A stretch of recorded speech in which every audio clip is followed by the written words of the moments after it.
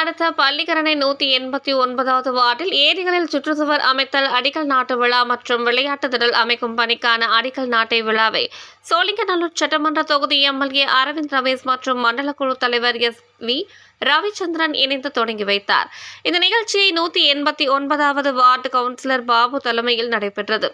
இந்த நிகழ்ச்சியில் கட்சி நிர்வாகிகள், மாநகராட்சி அதிகாரிகள் கலந்து கொண்டு இந்த அடிக்கல் நாட்டு விழாவை வெகு சிறப்பாக நடத்தினார்கள்.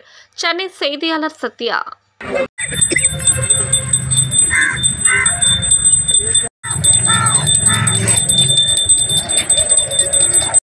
செய்திகளை உடனுக்குடன் தெரிந்து கொள்ள தமிழ் நேஷனல் நியூஸ் சேனலை சப்ஸ்கிரைப் செய்யுங்கள் மற்றும் பெல் பட்டனை அழுத்தி விடுங்கள்.